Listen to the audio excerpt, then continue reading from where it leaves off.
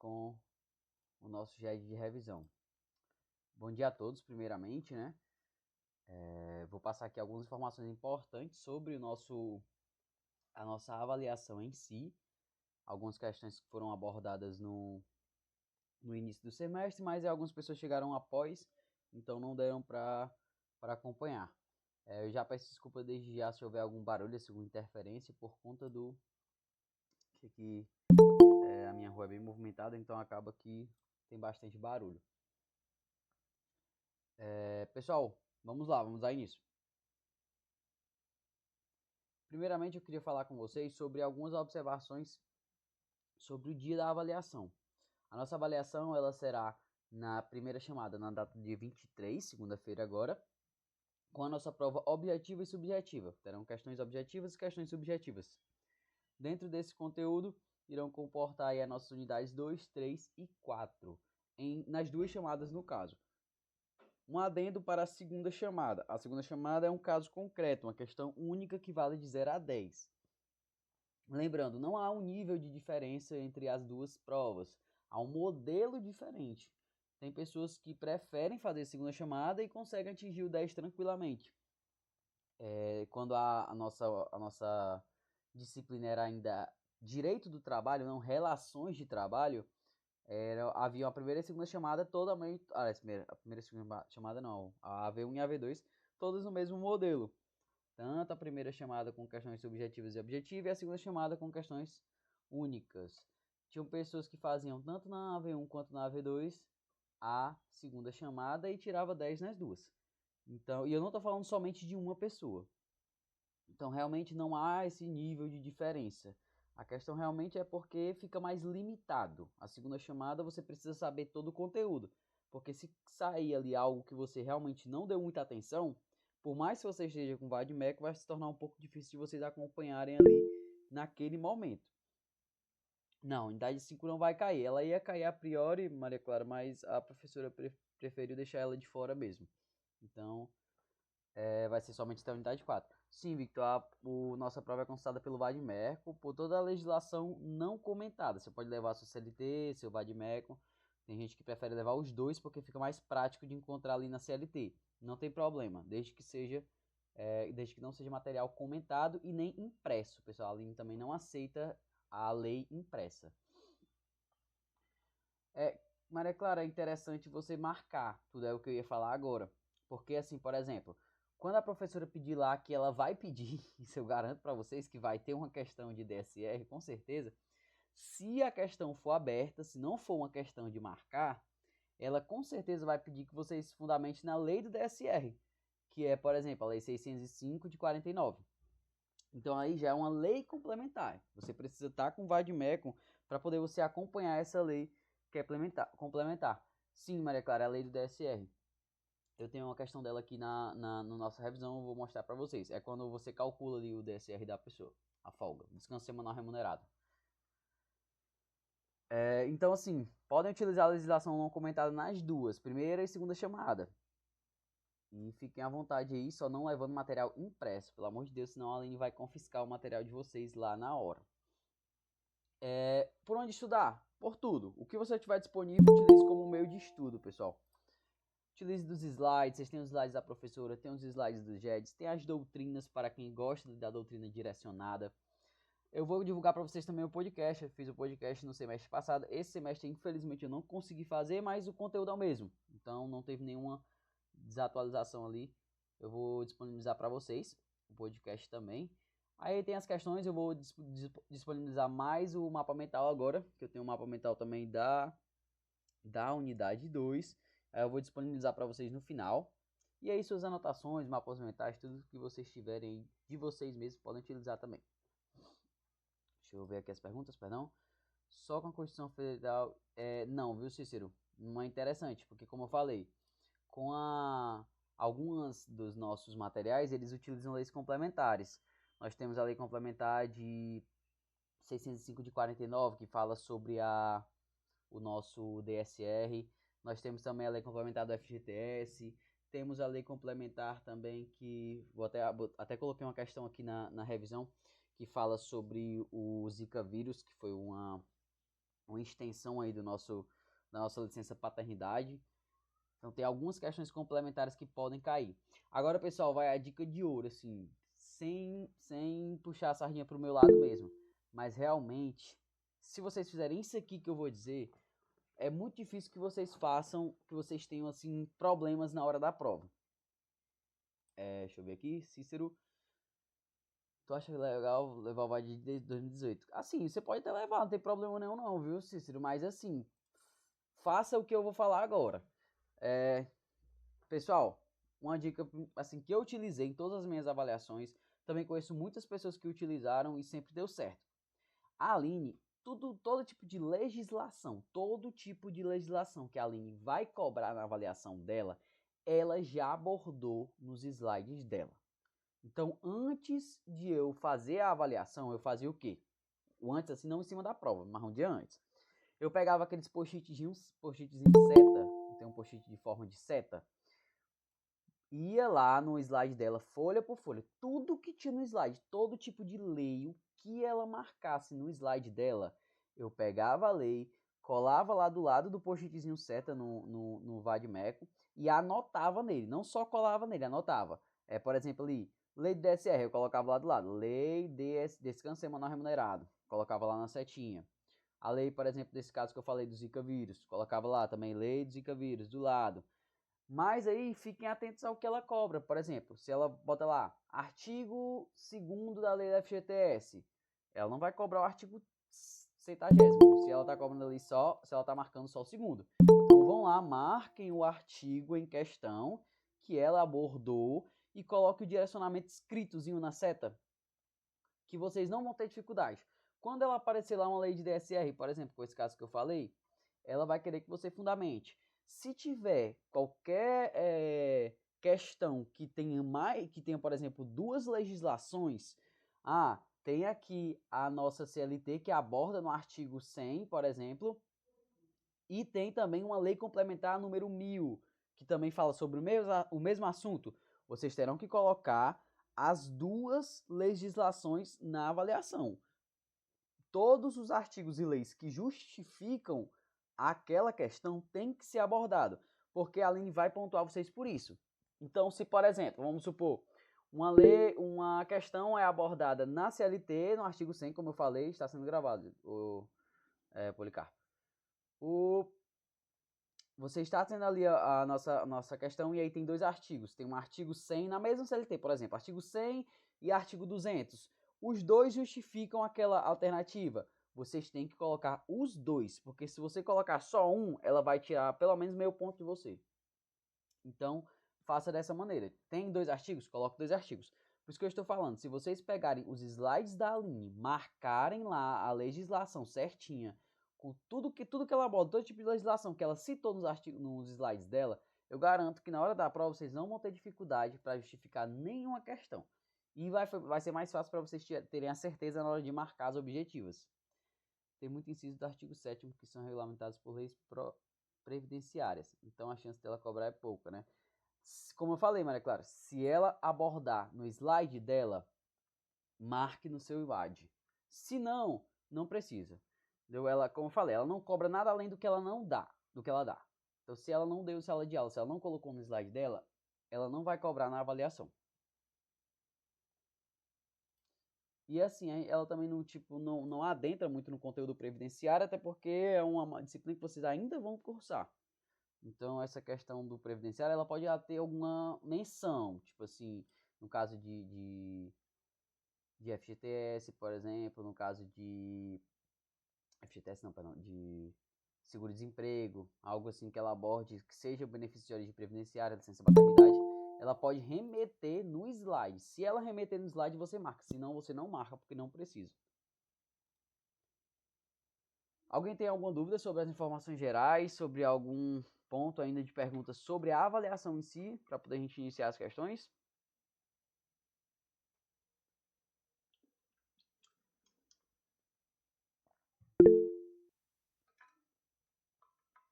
Então é isso.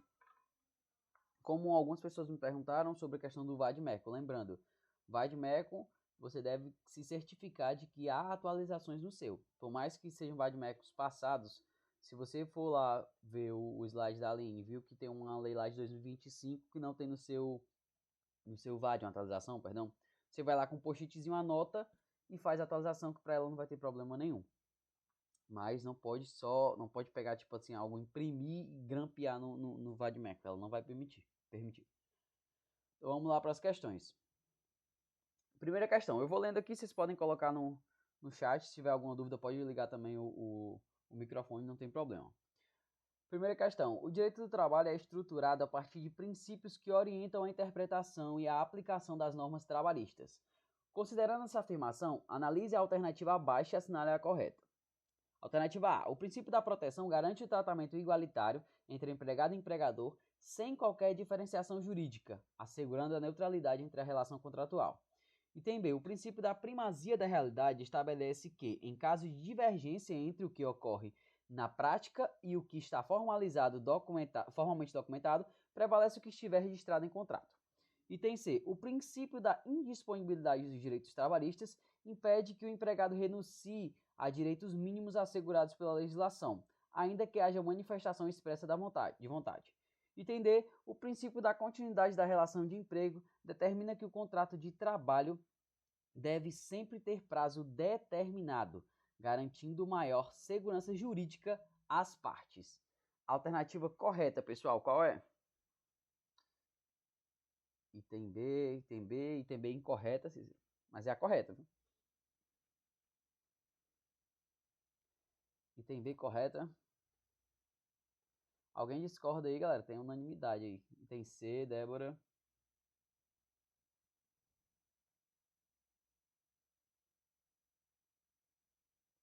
Não sei, é, Cícero? Prevalece o fato? Você que me diz aí.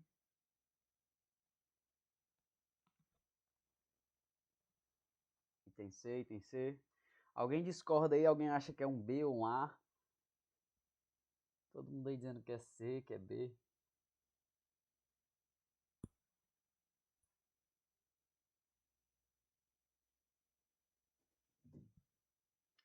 Vamos lá.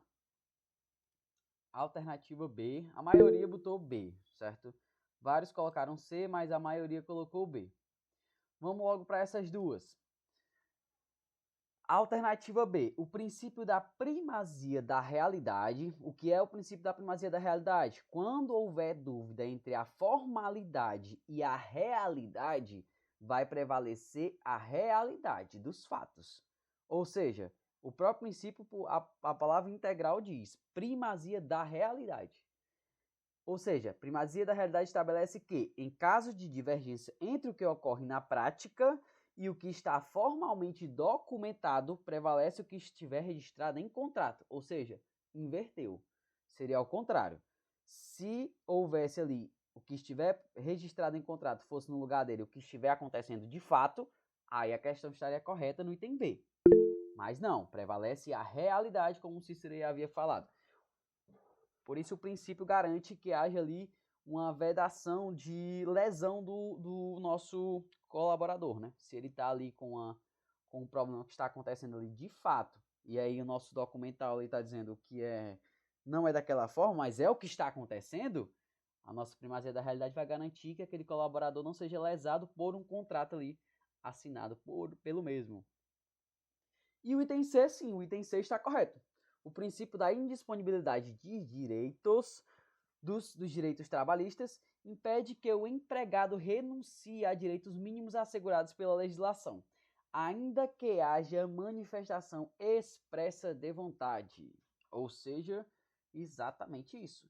O colaborador, por exemplo, foi ali induzido a assinar um termo de responsabilidade ali da parte dele que dizia que ele, por exemplo, renunciaria das suas férias. Eu não quero direito às férias. Então, por mais que ele tenha ciência que esteja aquela previsão contratual, que ele esteja concordando, ele não pode renunciar dos seus direitos trabalhistas. Ou seja, esse princípio ele garante com que o nosso empregado não seja lesado, mesmo ele sabendo daquela lesão, ou ele até não sabendo mesmo, ele assinando ali um termo em que o contratante tenta ali fazer com que ele escorregue ali na casca de banana. Então, nosso princípio aí da indisponibilidade de direitos irá vedar essa forma. Exemplo, pejotização. Cícero, até o FGTS, até o STF decidir diferente, né? Porque o STF está tirando até as classificações de fraude da Justiça do Trabalho. Gilmar Mendes está ali acabando com a Justiça do Trabalho, mas é assim mesmo, fazer o quê?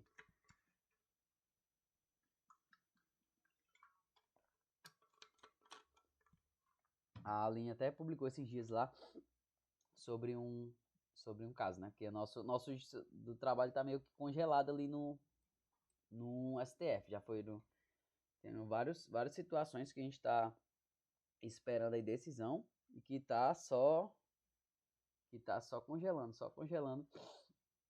a nossa justiça do trabalho. Vai restar só o Dino apoiando a só o Dino aí já deu uma carteirada nos juízes de carreira, hein? Coitados, né? Vamos explicar os dois, o Jaene. Entender, o princípio da continuidade da relação de emprego determina que o contrato de trabalho deve sempre ter prazo determinado. Aqui já está o erro.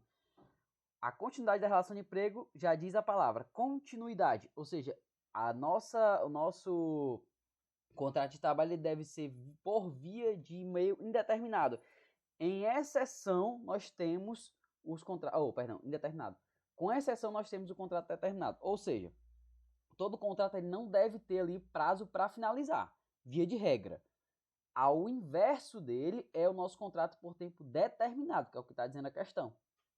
Ou seja, sempre ali que ele tiver um contrato, ele deve ser por vias ali de tempo indeterminado. E a exceção da regra é o contrato por tempo determinado. Nós temos 3 tipos de contrato por tempo determinado.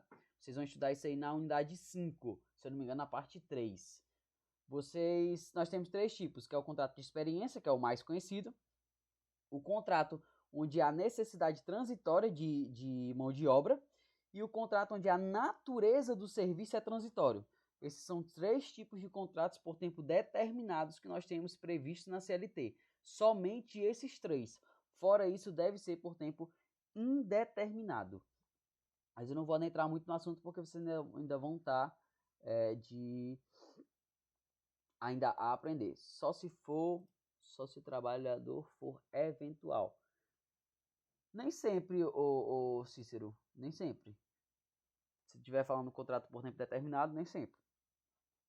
Garantindo maior segurança jurídica às partes. Ou seja, aqui o erro da questão, o Jaine, seria perfeita que se no lugar de determinado tivesse indeterminado. Tivesse um in aí na frente de determinado, aí pronto, a questão estaria correta. Mas o erro está só nesse determinado aí. E o item A, o princípio da proteção garante o tratamento igualitário. Aqui já está errado. Ela não garante, ela tenta igualar ali a nossa relação de trabalho. Mas não tem como você igualar uma relação onde um pode demitir e o outro pode ser demitido. Não tem como igualar essa relação de forma nenhuma. Então ele até tenta, mas ele não consegue. Só que a alternativa aqui diz como se ele igualasse ali o nosso tratamento. Então, tipo assim, nossa Constituição veio com alguns artigos para poder garantir que haja ali um maior benefício do nosso empregado, que é, no caso, o FGTS, a multa do FGTS, que é a multa rescisória, né? A indenização compensatória. Então, tipo, isso foram coisas que entraram pelo princípio da proteção para tentar garantir o nosso uso ali mais parecido com o empregador. Mas igualar, ainda não chegamos a esse patamar. Respondi tua pergunta, já deu para entender realmente? Se não, pode falar que eu explico novamente.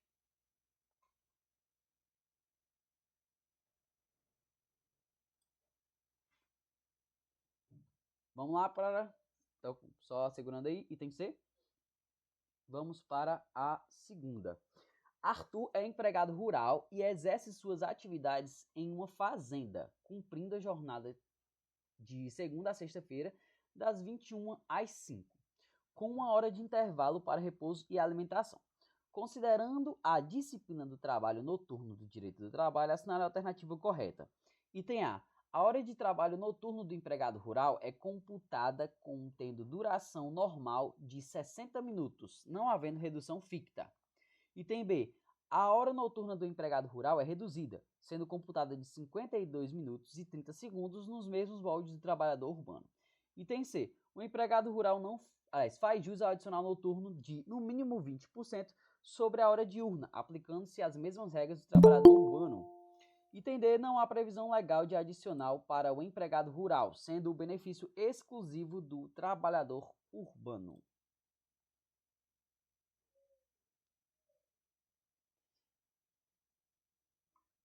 Alguém se arrisca aí a responder? Fiquem à vontade, galera. A hora de errar é agora.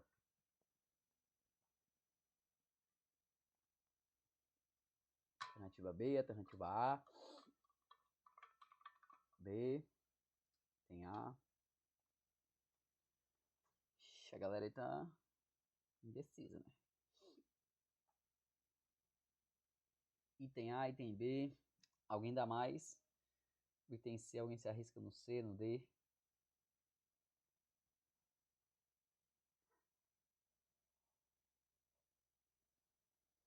Se diz o item A, se o item A for verdade, já anula o B. E se o B for verdade, já anula o A. Então, é um contra o outro aí.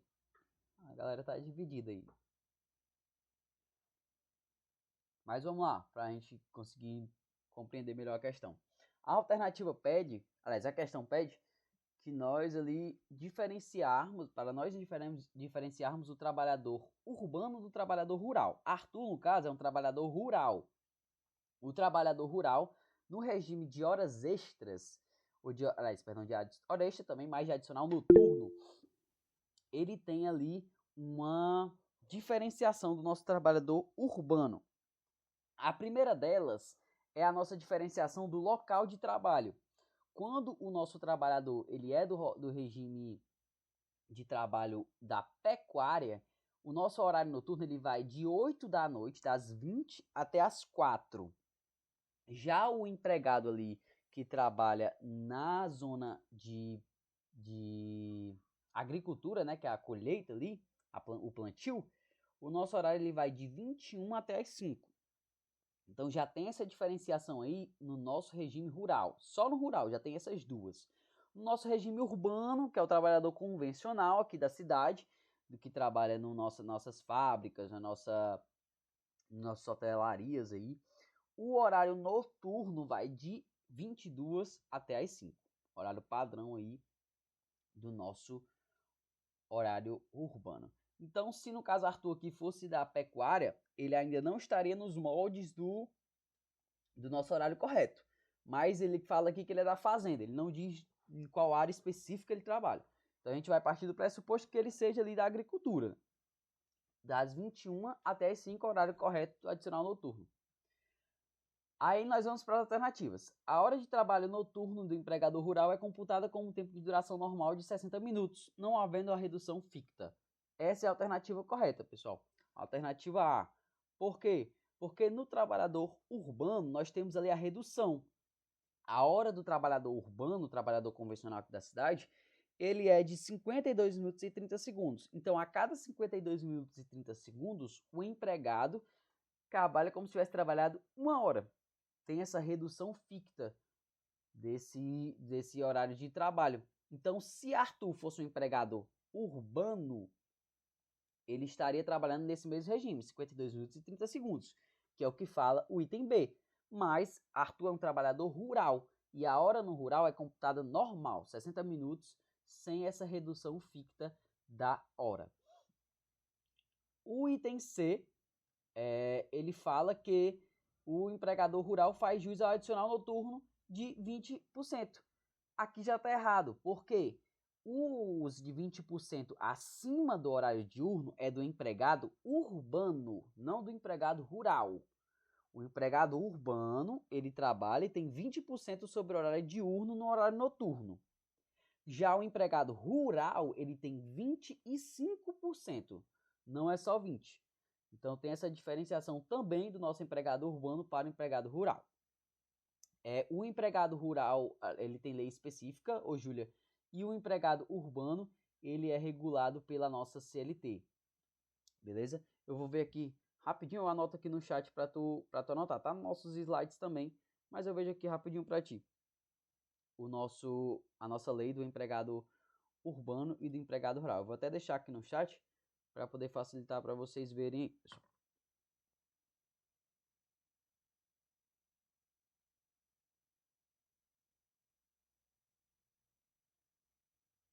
Pronto, a nossa lei do empregado rural é a lei 5.889 de 73.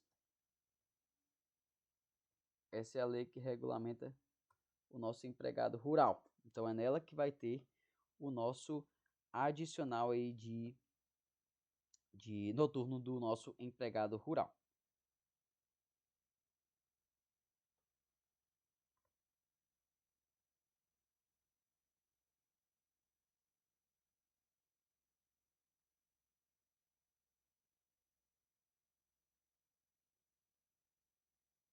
A nossa CLT é o nosso artigo 73, beleza? Artigo 73 da CLT é o que fala sobre o nosso empregado urbano. Ou seja, lei 5.889, empregado rural, lei artigo 73 da CLT, empregado urbano. Mas eu fiz uma tabelazinha lá no nosso slide, na nossa unidade 2, parte 3, que está bem organizado, aliás, parte 2, perdão, que está bem organizadinho lá a tabela para vocês verem lá como funciona no horário do empregado noturno e no empregado urbano convencional. Não, viu, Victor? O GED não tem nenhuma pontuação extra. Tem um trabalho, no caso, para vocês fazerem. Até lembrando aí, vocês estão cientes, né? Alguém não está ciente do trabalho extra. Está tendo trabalho extra de até 1,5 no nosso... Tem o link nos nossos grupos e no nosso torpedo. Vai até amanhã às 23h59. Então aí não percam a oportunidade de vocês terem 1,5 adicionado à disciplina.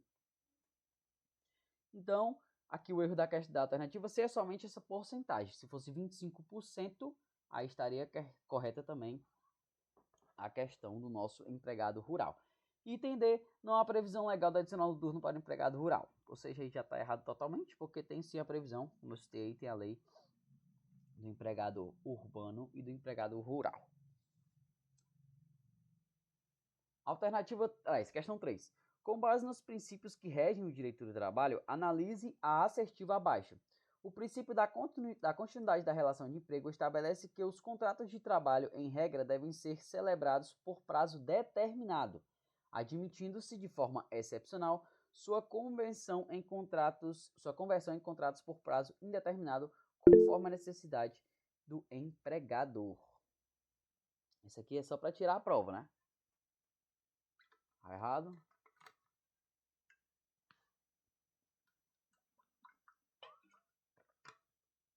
Esse aqui foi mais um reforço mesmo.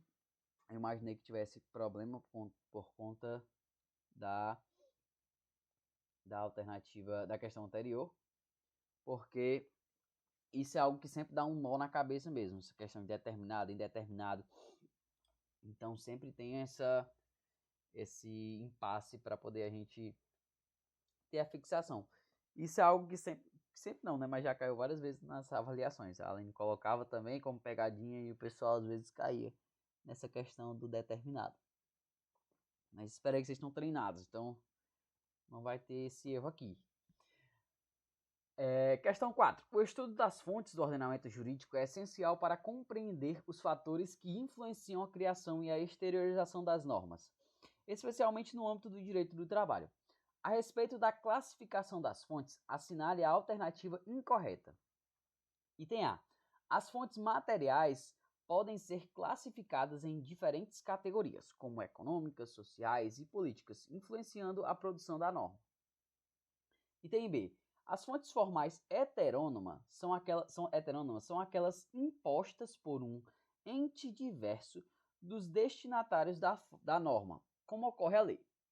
Item C. A teoria monista sustenta que as fontes formais do direito possuem origem em um único centro de produção normativa, o Estado. Item D. As sentenças normativas proferidas pela Justiça do Trabalho constituem exemplos de fontes formal autônoma, por decorrerem da vontade direta das partes envolvidas no conflito coletivo. Alguém aí se arrisca a responder sobre fontes? com certeza terá alguma questão aí sobre fontes nessa nossa avaliação. Vitor falou entender. Alguém concorda com o Vitor? É incorreta? Lembrando que aqui pede a incorreta, pessoal, não a correta, beleza?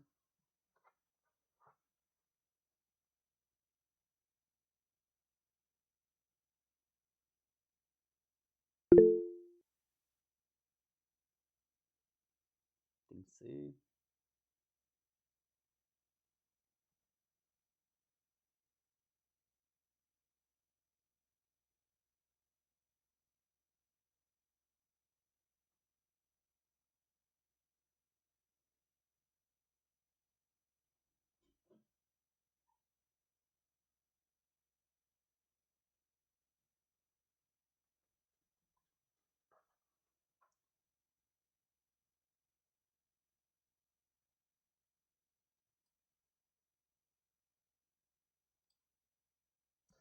Item C, item D.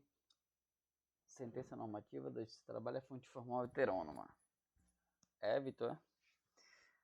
Alguém aí discorda da Letícia, do Davi? Alternativa A ou alguém alternativa B? Então vamos lá. A nossa fonte, né, no caso, ela é bem destrinchada. Eu não entendo a fonte do direito do trabalho como algo difícil de se compreender. Nós temos aí dois tipos de fontes, que são as fontes materiais e as fontes formais. E dentro das fontes formais, nós temos duas subdivisões, que são as fontes formais autônomas, onde há a imediata participação das partes interessadas, e nós temos as fontes formais heterônomas, onde é uma imposição normativa, ou seja, é algo que você não participa, mas que surte efeito sobre você. Sendo assim, essas são as nossas três possibilidades. E a nossa fonte material, que é em contrapartida, são algo ali, algum fator histórico, político ou social que teve um impacto na criação daquela norma. Ou seja, algum fator aí teve uma grande relevância e houve a criação da norma em decorrência daquele fator. Sendo assim, esse é o nosso tipo de fonte material. Ela antecede ali a nossa criação da norma em si. A alternativa incorreta é a alternativa D. As sentenças normativas proferidas pela Justiça do Trabalho constituem um exemplo de fonte formal autônoma. O erro está aqui. É uma fonte formal heterônoma, ou seja, ela é uma determinação do nosso Estado, ela é a nossa exteriorização do Estado no sistema jurídico, ou seja, ele determina o que vai acontecer, o que não vai acontecer, e você não tem o poder ali de participar, você só aceita. Mais claro ainda na questão da sentença. Isso vai cair na prova? Vai sim. Então, o nosso conteúdo da nossa unidade 4. O 4 aborda sobre fontes. Item A. Está corretíssimo. As fontes materiais podem ser classificadas como econômicas, como sociais e como políticas. O item B também está correto.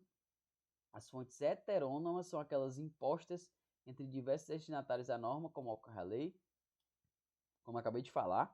E a teoria monista sustenta que as fontes formais do direito possuem origem em um único centro de produção de normativa, tradicionalmente o Estado. Aqui no caso pode haver um embaralho na cabeça, porque o pessoal pensa o quê? Fontes formais tem a fonte formal heterônoma. Por que só tem o nosso determinação estatal? Mas aqui ele não fala que é determinação estatal. Aqui diz que tem um único centro de produção normativa. Ou seja, você não pode produzir uma norma sem a participação ali do Estado. De alguma maneira tem que ter a participação estatal. Ou seja, realmente há essa participação por volta da nossa produção, por mais que seja autônoma. Sendo assim, a teoria monista segue esse segmento.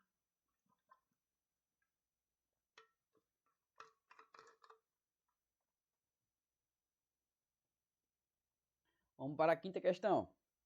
Em 1º de julho de 2025, foi sancionada a Lei 15.156 de 2025. Ou seja, aqui já é um adendo, como eu falei. A nossa CLT, ela tem constante atualização. A Justiça do Trabalho é algo que se atualiza muito, muito, muito rápido. Ou seja, quem já tiver aqui com o VAD-MECO de 2024 já não vai ter essa lei aqui, ó. Então, se cai, no caso, essa questão na avaliação, a professora iria claramente exigir que tivesse a fundamentação em cima dessa lei complementar. E quem já não tivesse, aí já ou teria decorado, né, a lei, ou então perderia ponto.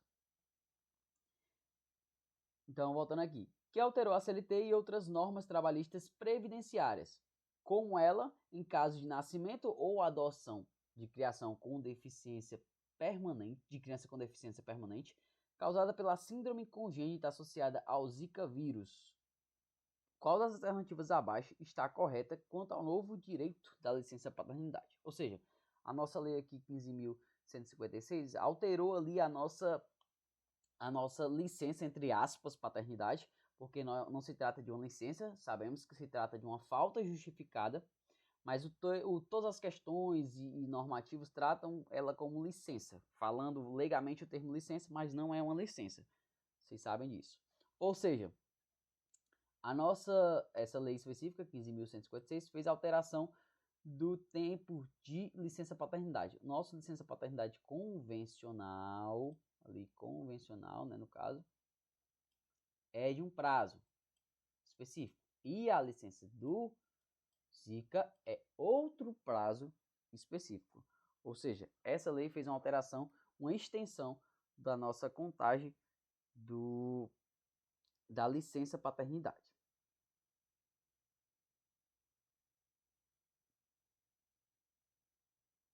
Vou ler as alternativas para vocês. Item A.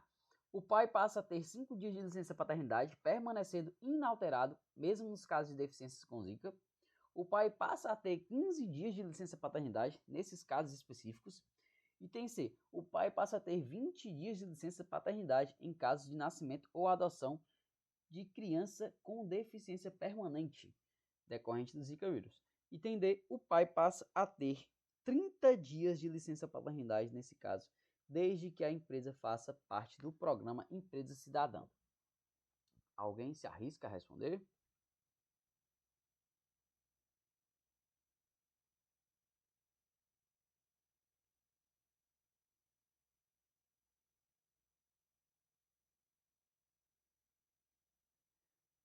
Alternativa B. Alternativa C. Tá em dúvida? Vamos ver aí.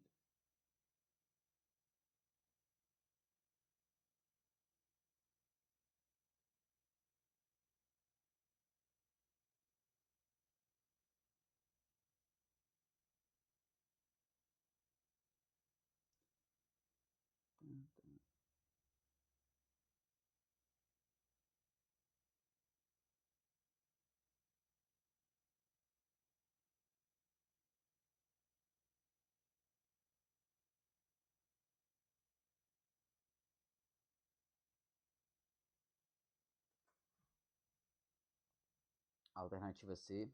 Alguém aí discorda?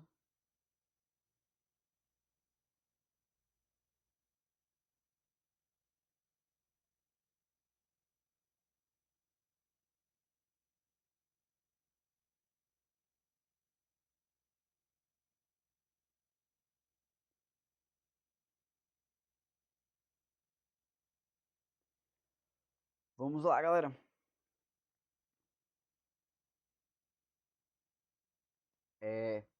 Não seria maternidade, não? Tem sim, licença paternidade. É porque assim, Cícero, o nosso ordenamento, como eu falei, eles falam licença paternidade de maneira leiga, mas se trata de uma falta justificada. Ou seja, as nossas faltas justificadas, elas estão presentes no artigo 473 da CLT. Todas as faltas possíveis, digitei no chat aí, todas as faltas possíveis de alguém estar abonado estarão no 473 da CLT. Se não estiver lá, não é falta justificada, se torna uma falta injustificada. Sendo assim, a licença paternidade é um exemplo de falta injustificada. Essa falta ela é de 5 dias. Porém, no caso aí de crianças que tiveram nascimento com a síndrome congênita associada ao Zika vírus ou tiveram a adoção também de uma criança com a síndrome congênita de Zika vírus, o artigo 473, no parágrafo 2º, que foi inserido pela Lei 15.156, ela determinou que quando ocorressem esses tipos de situação, o nosso pai teria ali o direito de uma licença paternidade estendida. Essa licença paternidade se tornaria no prazo de 20 dias. Ou seja, a alternativa correta é o item C. Não. Débora, a questão do empresa cidadã ali é no caso da licença maternidade, que é uma licença mesmo, né? No caso, os empregadores que têm ali a adesão à empresa cidadã, eles têm a extensão do nosso prazo de licença maternidade. Alguns estendem ali por 60 dias, outros estendem por 30. Vai depender ali do acordo que tiver, entendeu? Mas vai depender ali se a empresa, no caso, aderiu ao programa Empresa Cidadã, que é o programa do governo, que tende a estender esses tipos de licença. Ou seja, a alternativa que se aqui fosse uma questão de cunho subjetivo, vocês teriam que se justificar na Lei 15.156 de 2025 e no artigo 473, parágrafo 2º da CLT. Ou seja, se a professora coloca lá, por exemplo, essa aqui, ó, essa C, o pai passa a ter 20 dias de licença paternidade, aí a Aline coloca assim, verdadeiro ou falso? Vocês só precisariam falar verdadeiro, aí colocaria artigo, deixa eu ler ali, Alicia Passos, aí meu Deus, a Aline entrou aqui na revisão. 473, parágrafo 2º, e Lei 15.156 de 2025. Se vocês respondessem desse jeito que eu estou colocando aí no chat, vocês estariam respondendo a questão se essa questão fosse subjetiva. Sem estar enchendo linguiça ou sem estar ali fazendo um arrudeio. Às vezes a galera escreve que as linhas que a Aline deixa não é suficiente. A Aline não é desse tipo de professora que exige que vocês façam uma dissertação de mestrado na nossa resposta. Ela é bem objetiva, ou seja, se fosse uma questão subjetiva que tratasse da justificativa, seria essa a resposta. Lembrando, um adendo também para vocês, que a Aline vai falar isso em sala de aula, mas já é bom lembrar daqui, não esqueçam de colocar de onde vem o artigo que você está tirando. As pessoas costumam colocar lá, tipo, por exemplo, artigo 473. Aí da onde? Ninguém sabe de onde é esse artigo. Então a pessoa tem que colocar lá, artigo 473, parágrafo 2º da CLT. Se você não colocar de onde é, Aline vai tirar ponto. Isso eu garanto. Então, direcionem certinho as questões para vocês não perderem pontos por besteira. Sexta questão.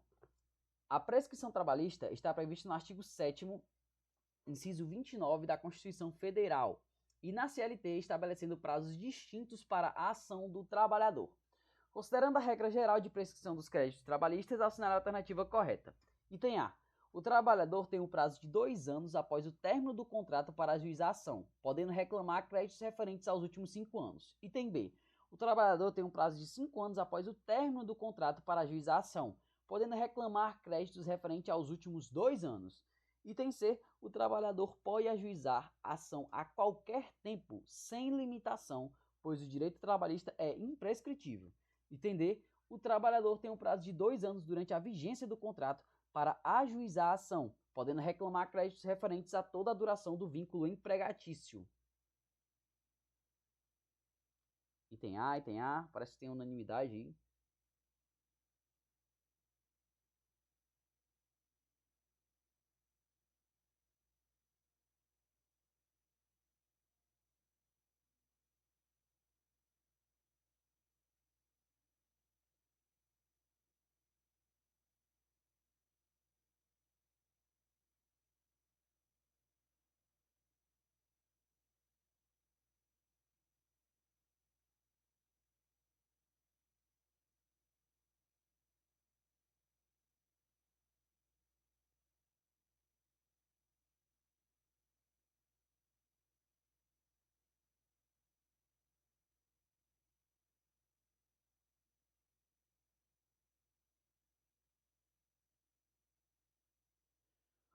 Vamos lá, galera.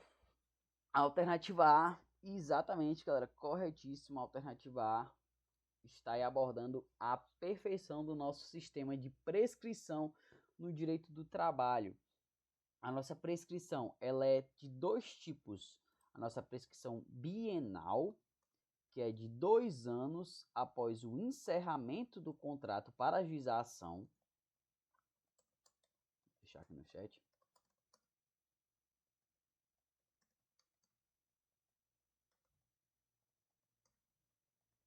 Ou seja, o trabalhador saiu hoje do trabalho. Ele tem 2 anos para ajuizar a ação trabalhista. Passou esses 2 anos, prescreveu o seu direito de ajuizamento da ação.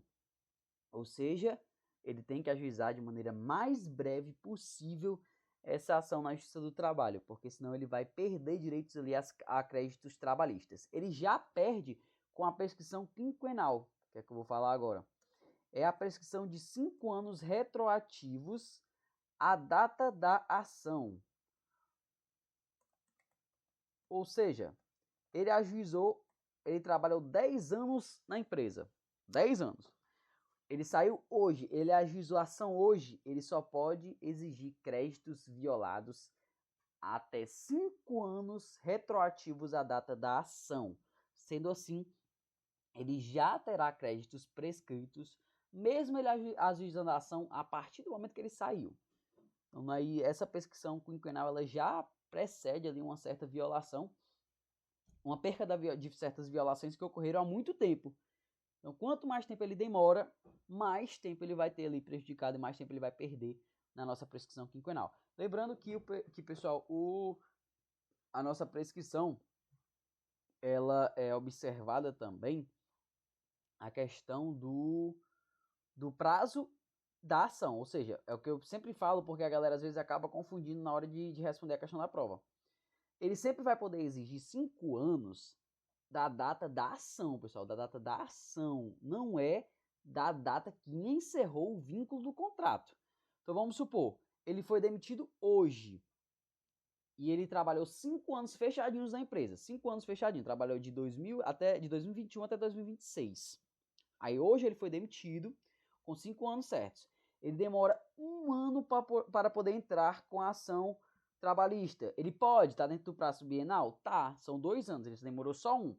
Ele vai poder exigir todo o tempo de contrato dele? Não, porque ele caducou ali por 1 ano. Ou seja, aquele 1 ano, ele já conta também dentro desses 5 do quinquenal. Ou seja, ele só vai poder exigir 4 anos do contrato dele, porque 1 ele já perdeu demorando ali a ingressar com a ação. Se ele demora 2 anos, se ele vai na risca ali do tempo, ele vai perder mais 2 anos de ajuizamento da ação dele. Ele só vai conseguir exigir 3 anos do contrato. Ou seja, ele entrou ali em 2026, ele consegue exigir até 2021. Se ele entrou em 2027, só até 2022. Se ele entrou em 2028, só até 2023. Ou seja, sempre ele vai ter ali a lesão desses 5 anos retroativos da data da ação. Alguém tem alguma dúvida sobre prescrição? A chance de não cair uma questão de prescrição é muito baixa, só informando a vocês. Prescrição e crédito, prescrição no caso, e qual é o nome? Prescrição e DSR, que é o nosso descanso semanal remunerado, o cálculo dele, galera, a chance de não cair isso é quase zero mesmo. Todo e sempre a Aline cobra essa questão de DSR e de descanso semanal remunerado e de prescrição dos créditos trabalhistas. Opa, prescrição está em que unidade dos slides? A prescrição dos créditos trabalhistas está na nossa unidade 2, parte 4, viu, Victor? Unidade 2, parte 4. É a nossa última parte da nossa unidade 2. Também, não na parte 4. O DSR está na parte 2.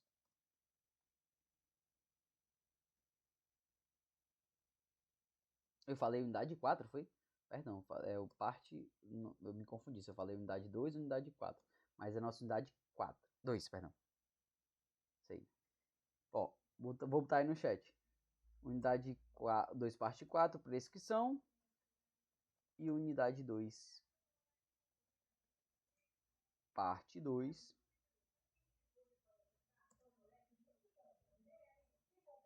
Parte 2 não, perdão, parte 3.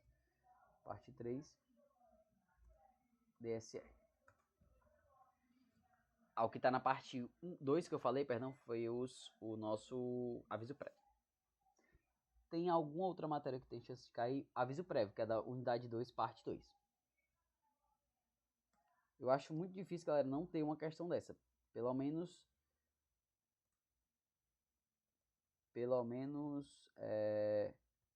uma dessas cai. Com toda a certeza do mundo, vai ter alguma questão sobre aviso prévio, que é a unidade 2, parte 2, DSR, que é a unidade 2, parte 3, e prescrição, que é a unidade 2, parte 4. Um desses conteúdos não tem perigo no mundo de cair.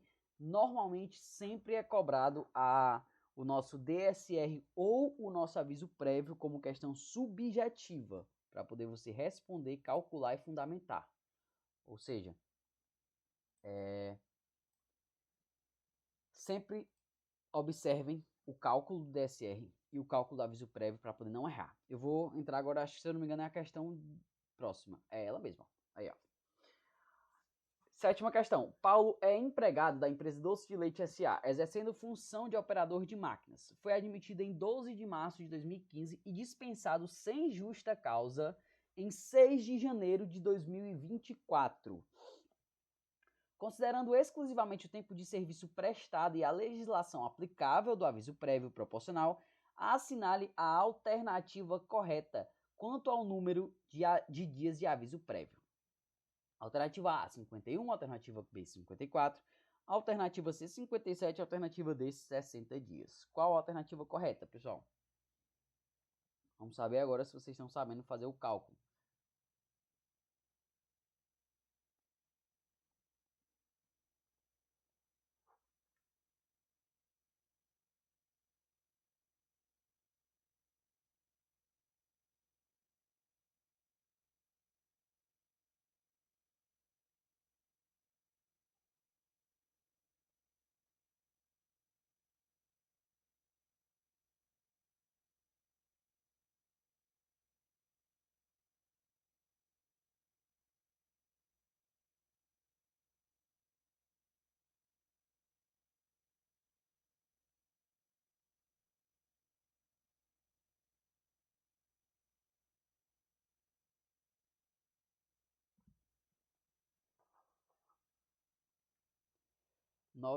São 9 anos, correto? Não. Aumenta-se 3 dias a cada ano. Não são 9 não, viu?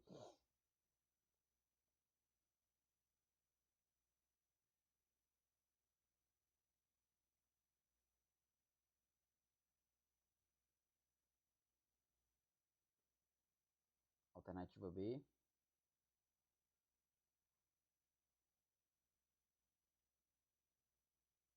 Oxi. Pessoal, deixa eu só parar a gravação aqui, que tá bugando aqui. Vou só tirar e apresentar novamente, beleza?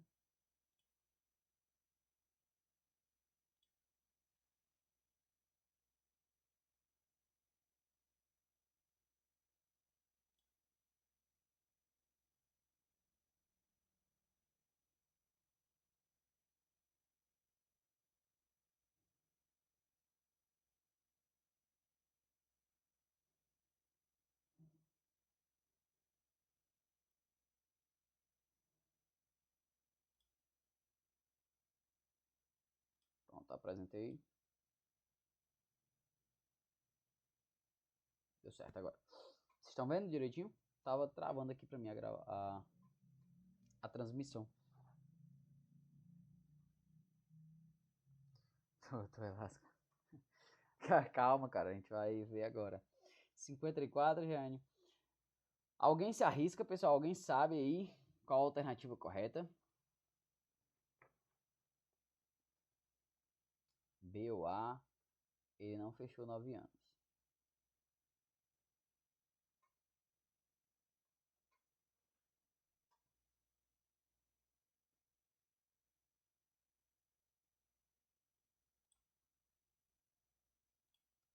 Tá bugando de novo pra mim aqui o compartilhamento.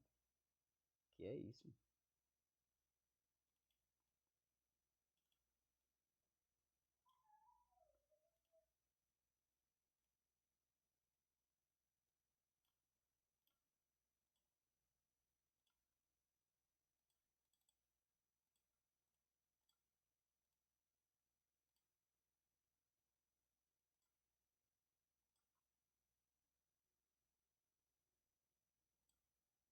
Vamos lá, pessoal, ver se agora dá certo.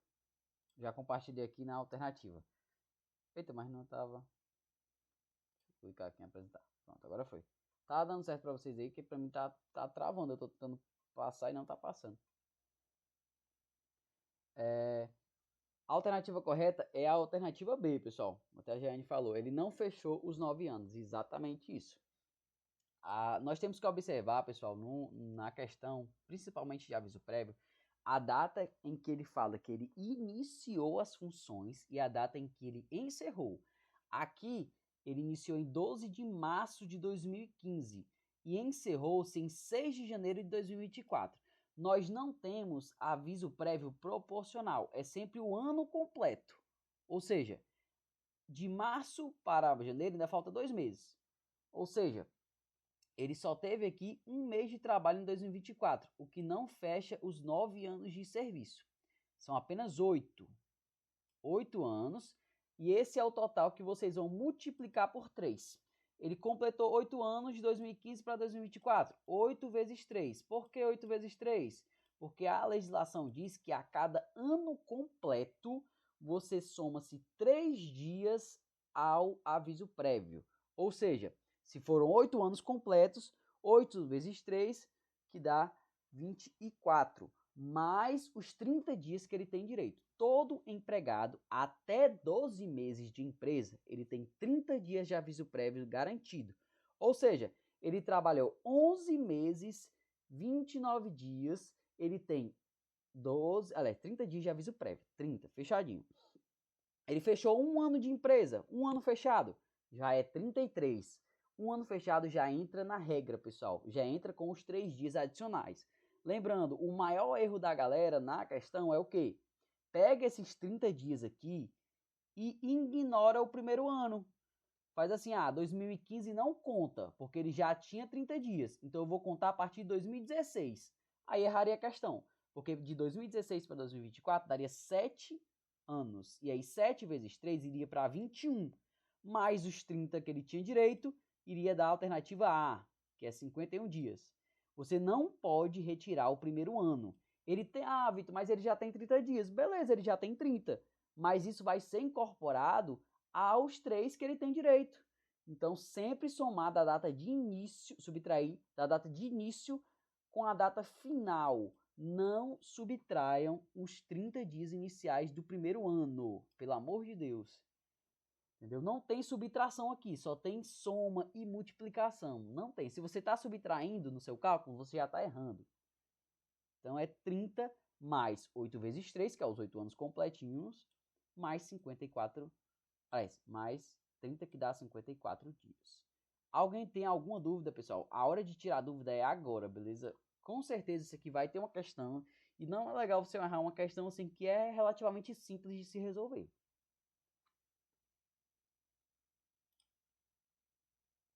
Alguém tem alguma dúvida? Se não, vamos dar seguimento.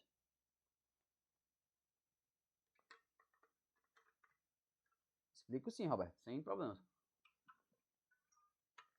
Vamos lá. Para todo contrato por tempo indeterminado, a CLT assegura que até um ano de contrato, até ali 11 meses e 29 dias, você tem 30 dias de aviso prévio, que é o aviso que o seu contrato vai se encerrar. Ou seja, vamos supor aqui no Paulo. Paulo, ele trabalhou, não teve data aqui. Vamos supor outra situação. Paulo trabalhou 11 meses na empresa tal. Quanto tempo de aviso prévio ele tem direito? 30 dias. Acabou-se. Não tem um ano completo, é 30 dias de aviso prévio trabalhando por contrato por tempo determinado.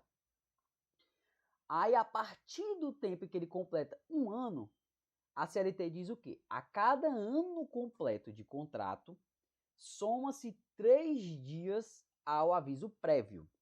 Ou seja, Nesse caso, o Paulo ele entrou em 12 de março de 2015 e ele foi dispensado em 6 de janeiro de 2024. Como não é em março, ele não completou o nono ano de serviço. Se ele fica até 12 de março, ele teria 9 anos de serviço. Mas aqui ele não tem, porque ele ficou só até janeiro. Então, como a CLT integral na literalidade diz, a cada ano completo. Aqui ele tem 8 anos e alguns meses. Esses meses ignora, é ano completo. Ou seja, 8 anos é o que ele tem no momento, dado sua demissão. Então, você vai pegar 8 e multiplicar por 3, como tem aqui no slide no finalzinho. Ó. Por que 3? Porque 3 dias é o que a CLT diz que a pessoa tem direito de adicional de aviso prévio a cada ano completo. Ou seja, 8 vezes 3 dá 24. Mas, você lembra lá que eu falei que toda pessoa que tem até um ano tem 30 dias de aviso prévio? Ou seja, como o exemplo que eu dei, se ele tivesse 11 meses, ele teria 30 dias. Esse aviso prévio, ele permanece para o resto da vida. Os 30 dias, ele sempre vai ter direito. Então, você multiplicou os 8 anos completos com os 3 que ele tem direito pela CLT, a cada ano completo, você soma com os 30 que ele já tinha direito até os 12 meses. Sendo assim, dá 54 dias de aviso prévio.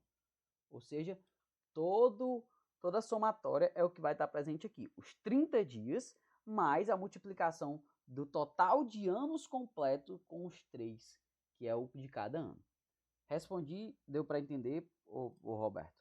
Se não der, pode falar que eu explico novamente, beleza? Não tem problema nenhum. Massa, é isso aí. Perguntando mais uma vez, pessoal. Alguém tem alguma dúvida sobre o cálculo de aviso prévio?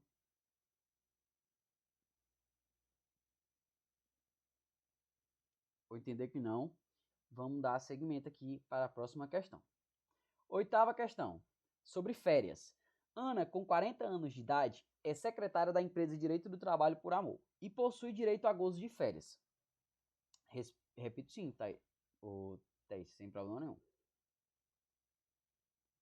Vamos lá. A questão aqui, ela diz que Paulo trabalhou de 12 de março de 2015 até 6 de janeiro de 2024, certo? Aqui no caso, completo, que é o que importa pra gente, anos completos. Ele tem 8, porque de março para janeiro ainda não completou o 9º ano dele de empresa. De 2015 até 2024 tem 9 anos, mas só se ele tivesse sido desligado em março. Ele foi desligado em janeiro. Ou seja, ele tem 8 anos completo. A CLT diz que a cada 8 anos tem que ser adicionado 3 dias ao aviso prévio. Ou seja, já guarda a numeração lá. Se ele tem 8 anos completos, você multiplica por 3, porque a CLT diz que a cada ano completo é 3 dias de aviso prévio. Ou seja, 3 vezes 8 e 24. Você já guarda o 24 lá, que é os dias que ele já tem multiplicado. Todo e qualquer funcionário que trabalha por tempo indeterminado até um ano de empresa, 11 meses e 29 dias, ele tem direito a 30 dias de aviso prévio. Qualquer colaborador, qualquer. Ou seja, ele já tinha direito, porque ele tem 8 anos, né? Se ele tem 8 anos, ele já passou ali os primeiros anos, o primeiro ano de aviso prévio. Ou seja, todo trabalhador tem direito aos 30 dias. Ou seja, você pega esses 30 dias que ele já tinha direito por trabalhar até um ano e soma com os 24, que foi os 8 anos completos multiplicado pelos 3 dias que ele tem direito a cada ano completo. Ou seja, 30 dias mais 8 vezes 3 dá 54 dias. Beleza? Por isso respondeu a questão aqui no item B. Deu certo? Pronto. Valeu por nada. Vamos lá, voltando à questão, vamos agora para as férias. Retomando de onde eu parei, seu empregador propôs que ao invés de usufruir 30 dias corridos de férias, Ana usufrua de forma fracionada, em 3 períodos, para que a empresa não fique com vaga desfalcada. De acordo com a legislação vigente, item A, não há necessidade de concordância de Ana para que as férias sejam usufruídas em até 3 períodos, sendo um deles não poderá ser inferior a 15 dias, corridos e os demais não podem ser inferiores a 5 dias corridos cada um. Item B. não há necessidade de concordância de Ana para que as férias sejam usufruídas em até 3 períodos, sendo que um deles não poderá ser inferior a 14 dias corridos e os demais não poderão ser inferiores a 5 dias corridos cada um. Item C. Desde que haja concordância de Ana para que as férias sejam usufruídas em até 3 períodos, sendo um deles não poderá ser inferior a 15 dias e os demais não poderão ser inferior a 5 dias corridos cada um. Item D. Desde que haja concordância de Ana para que as férias sejam usufruídas em até 3 períodos, sendo que um deles não poderá ser inferior a 14 dias corridos e os demais não poderão ser inferiores a 5 dias corridos cada um. Qual a alternativa correta, pessoal? Aqui ele fala sobre fracionamento de férias. Ele quer ali que a Ana fracione essas férias delas, que seriam em 30 dias, em 3 períodos. E aí, no caso, vocês vão me responder. Ela precisa concordar? Ela não precisa concordar? E quando se fraciona, pode ser em quantos? Em 14, em um de 14 e 2 de 5, em um de 15 e 2 de 5? Como é que funciona aí? A Cleiciana diz que a alternativa correta é a alternativa D. Alguém discorda dela?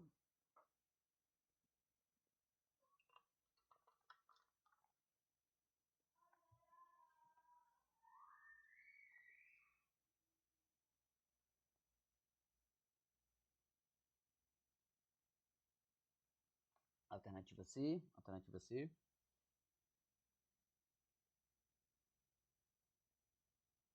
A alternativa correta, galera, é a alternativa de item D, beleza? Por quê? Quando ocorre o fracionamento, o ponto principal, o colaborador precisa concordar. Se ele não concorda, não fraciona, entendeu? As férias são de 30 dias. As férias já são um direito ali, no caso, aderido pelo empregador. Por quê? Porque ele que escolhe quando vai acontecer as férias. O empregado não pode, ele pode até opinar, se o empregador quiser. Mas quem determina é a nossa ali empregado. Eu digo por caso que eu, no caso, não tenho uma empresa, mas eu sou supervisor de uma empresa. Então, quem determina as férias dos meus colaboradores sou eu. Então, tipo assim, eu simplesmente digo, ó, você vai tirar férias dia tal. Alguns chegam e pedem, né, ó. Ah, eu posso tirar mês tal. Se houver ali um encaixe, se der certo, eu libero para poder tirar férias naquele período. Mas é algo que quem determina é o empregador. Então, quem vai decidir ali é o empregador. Logo, já fica também assim, chutando o pau da barraca, né? Se a legislação permitisse que a gente também fracionasse ali as férias. Ou seja, você simplesmente não pode fracionar se não houver a concordância do empregador. O que já anula aqui a alternativa A e a alternativa B, porque diz que não precisa da concordância. Quando o empregado concorda, aí você pode fracionar em até 3 períodos, pessoal. Não justifica que você, aliás, não precisa que você fracione nos 3. Você pode fracionar em até 3. Desses 3, um não vai poder ser menor que 14 e os outros 2 não poderão ser menores que 5. Lembrando que o quê? Não existe ordem. Eu não preciso fazer com que o meu empregado ele tenha que tirar primeiro 14 e depois os outros 5. Eu posso fazer com que ele tire primeiro 5, depois mais 5 e depois 14. Assim como eu posso fazer com que ele tire 15 15, assim como eu posso fazer com que ele tire 20 e 10, entendeu? Não tem ali uma regra. A regra é que você precisa ter uma de no mínimo 14 e os demais de no mínimo 5. Porém, se você vai fazer aí numa ordem diferente, não tem problema nenhum, respeitando esse fracionamento. Dúvida do Cícero, no caso, se o empregado pede para o empregado... se o empregador pede para que o empregado venda os 15 dias para usufruir apenas os outros 15. Não é legal, viu, Cícero? Vocês não chegaram ainda nesse ponto, se eu não me engano. Eu não posso estar errado. Mas as férias, me refresca a memória, se vocês já chegaram aí no caso do nosso abono de férias. Se não chegaram, vocês vão entender que as férias só podem ser vendidas 1/3 delas. Se você tem 30 dias de férias por direito no ano, você só pode vender 10, que é o abono pecuniário, né? Que vocês falam que é a venda, que nós falamos popularmente. Então, essa venda, Cícero, que nós chamamos, que no caso é abono pecuniário, ela só pode ser de no mínimo 1/3. Ou seja, o empregador só pode vender 10 dias, que é o que eu falo. Quando vende 15 é ilegal. Não pode. Respondido aí tua pergunta?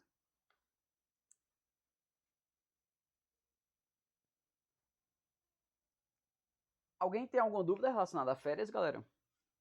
Se tiverem, fique à vontade. Se não, vamos para a próxima.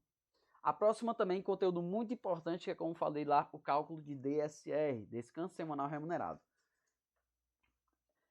Nona questão. Cristiano Ronaldo trabalhava como guarda noturno para a empresa de direito do trabalho por amor. Recebia salário, sua jornada era de 22 às 5. Durante o mês de setembro, faltou 3 vezes injustificadamente. Dia 2 e 3 de setembro. E no dia 18 do mesmo mês. Quantos dias serão descontados no contra-cheque de Cristiano Ronaldo? Aí, a gente parte do pressuposto, pessoal, de que ele trabalha no período convencional, que ele folga aos domingos, beleza? Então aqui a gente calcula como se ele folgasse aos domingos. Quantos dias aqui vão ser descontados dele? Ele faltou injustificadamente nos dias 2 e 3 e no dia 18. Foram 3 dias ao totais em 2 semanas diferentes somente. Não foram em 3 semanas, foram em 2. Alguém se arrisca a dizer quantos dias serão descontados aí do nosso queridíssimo Cristiano Ronaldo?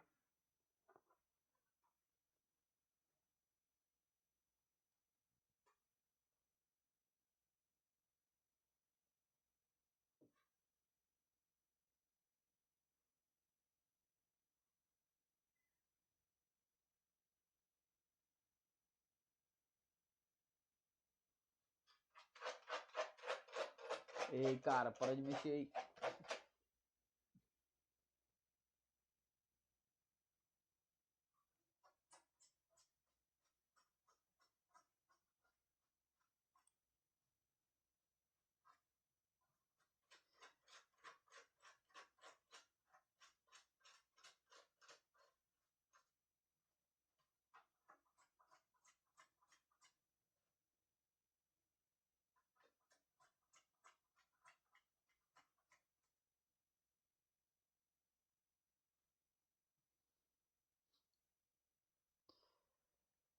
E aí, galera?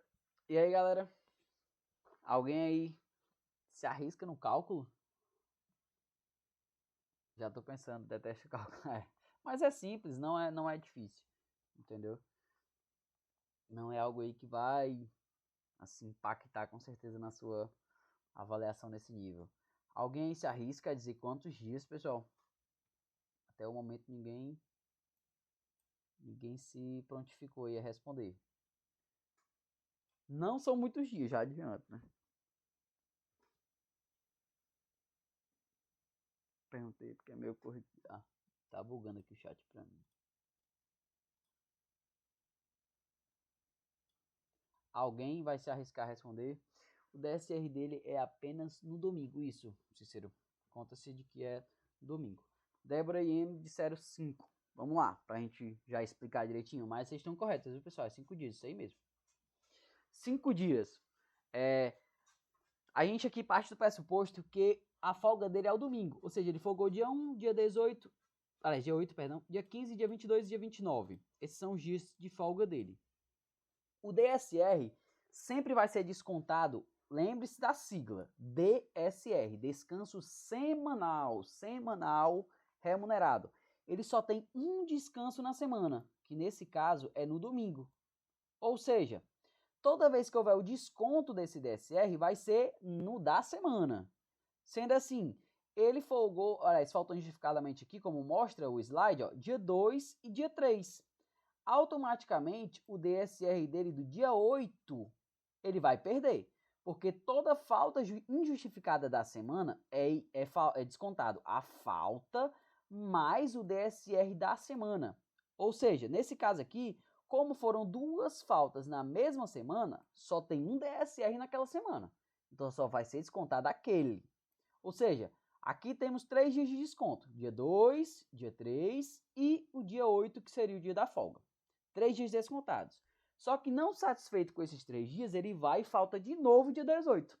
Ou seja, Dia 18 já é outra semana. O DSR dele já seria no dia 22. Seria não, vai ser. Ele continua folgando. Isso é um ponto muito importante, galera. Ele continua folgando. Ele não vai perder a folga, até porque ele não pode.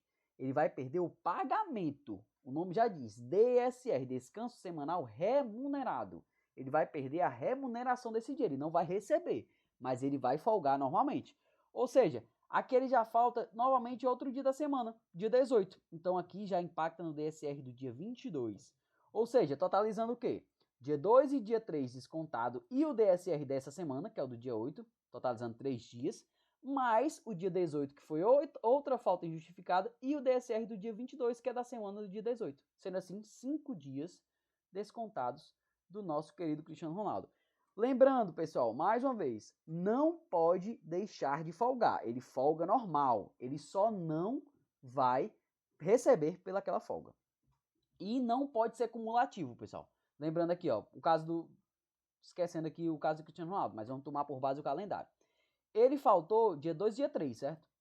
Ele só vai ser descontado dia 8. Ah, Vitor, eu posso descontar o do dia 15 dele, já que ele faltou aqui 2 dias? Não, foi na mesma semana. Tudo que for na mesma semana só vai descontar o DSR daquela semana. Se ele falta os dias tudinho, 2, 3, 4, 5, 6 e 7, e aí já emenda junto com a folga, ele vai ter todos os dias descontado, mais aquela única folga daquela da semana. As faltas justificadas de uma semana não estendem-se para outra semana, beleza? Sempre lembrar disso. Vai ser só da semana em questão. Victor, e caso que ele folgasse dia de sábado e domingo, como ficaria? Aí, o Cícero, vai depender, porque assim, dentro do nosso ordenamento, a gente não tem esse tipo de folga, entendeu? O que acontece? Normalmente, como as pessoas trabalham 44 horas semanais, eles trabalham aqui na semana e aí estendem um pouquinho cada dia, entendeu? E aí esse estendimento dos dias, de 4 dias, por exemplo, em cada dia da semana ele trabalha 1 hora a mais. Aí ele não trabalha o sábado, entendeu? Então, tipo, é um abono que ele faz na semana que aí impacta no sábado. Mas nós não temos legalmente, assim, uma folga sábado e domingo, entendeu? Dentro da nossa divisão. Então, o DSR é um dia da semana. Um desses dias vai ser remunerado. O outro é ali computado pelo excesso de trabalho dos outros dias que subtrai no sábado. É certíssimo. Então, se não tivesse a falta do dia 18, a resposta seria 3. Exatamente. Se não tivesse a falta do dia 18, seriam 3 dias descontados dele. Os 2 injustificados e o DSR da semana. Alguém tem alguma dúvida do DSR? Galera, a chance é altíssima aqui de prova, beleza? Como eu falei, DSR, aviso e prescrição, chance altíssima de estar na prova.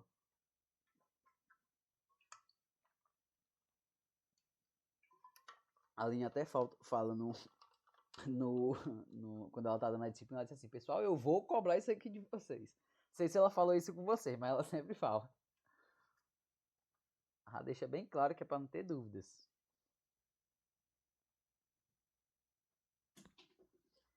Então vamos lá. Não tem nenhuma dúvida, vamos para a frente. Outra certificação. Com relação ao seguro contra acidentes de trabalho, assinale a alternativa correta. A empresa é responsável pela adoção e uso de medidas coletivas e individuais de proteção e segurança à saúde do trabalhador. Isso é uma responsabilidade da empresa ou uma responsabilidade do empregado, pessoal? Sabem me dizer aí se está certo ou errado?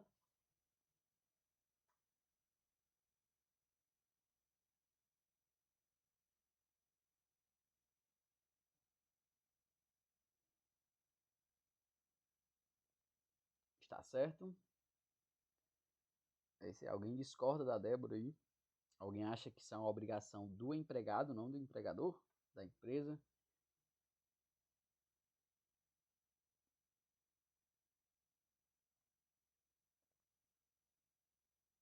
Tá certo?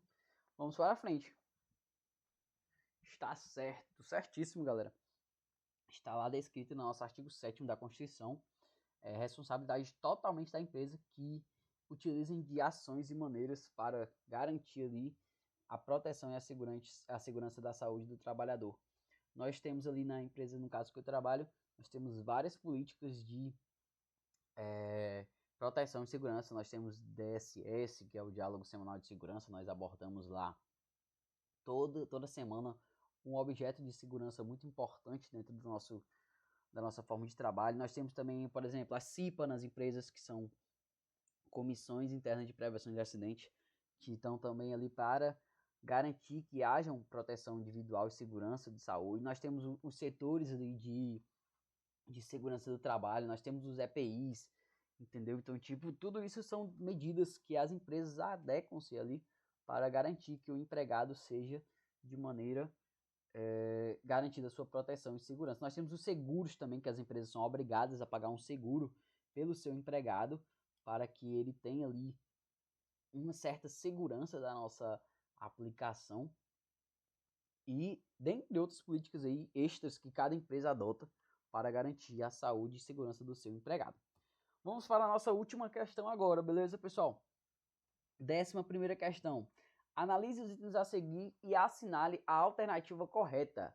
É assegurado o trabalho a menores de 16 anos, independente da qualidade de aprendiz. Item B. O trabalho insalubre é permitido a menores de 18 anos com autorização prévia dos pais responsáveis. Item C. O trabalho noturno, periculoso e insalubre é vedado a menores de 18 anos em qualquer das condições. Item D. Na forma da lei, o aprendiz poderá ter idade inferior a 14 anos se tiver concluído o ensino médio. Qual a alternativa correta aí, pessoal? Item C. C. Será mesmo que é o item C?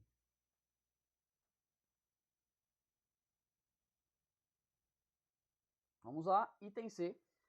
Positiva, a alternativa correta é o item C. O item A está totalmente errado porque o trabalho é assegurado o trabalho a menores de 16 anos, independente da qualidade de aprendiz. Está totalmente errado. Os menores de 16 anos só podem trabalhar na condição de aprendiz. Digo isso porque nunca vi aprendiz em posto de gasolina. Não tem besteira. E em outros cantos também, viu? É assegurado trabalho a menores de 16 anos somente na qualidade de aprendiz. Se a alternativa tivesse dessa forma, aí seria mais fácil. É difícil um adolescente de entrar no ensino médio. Tem, viu? Por incrível que pareça, já vi o Irlanda. É incomum, mas tem. O trabalho insalubre, porque tem no caso, é porque assim, antigamente tinha mais, né? Que é os saltos, que às vezes tinha uma pessoa que se destacava muito, aí as escolas costumavam pular, né? Ele de série, permitia que ele avançasse a série, já que ele já era muito, muito esperto ali para a sua série em questão. Hoje não tem mais tanto, mas antigamente tinham mais. Item B, o trabalho insalubre é permitido a menor de 18 anos, já está errado aqui a questão. Ele trabalho insalubre e periculoso só é permitido a maiores de 18 anos. Menores, não. Mesmo que haja autorização prévia, o pai pode chorar, pode espernear, pode se ajoelhar ali nos pés do empregador.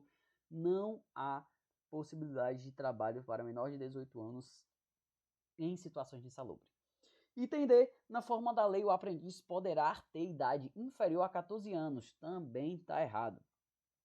Por mais que ele tenha concluído o ensino médio ou o que quer que seja, ele não pode ser menor de 14 anos em nenhuma das hipóteses. Ele deve ser maior de 18 anos. Pessoal, obrigado aí pela presença de todos. Eu vou compartilhar agora o nosso link de presença, certo? Lembrando, muito importante a vocês, um aviso muito importante, não esqueçam do nosso... Meu Deus, não sei se tem a resposta aqui. Não esqueçam a data da nossa atividade extra. Está rolando lá, tá nos nossos grupos, estão no nosso material da professora.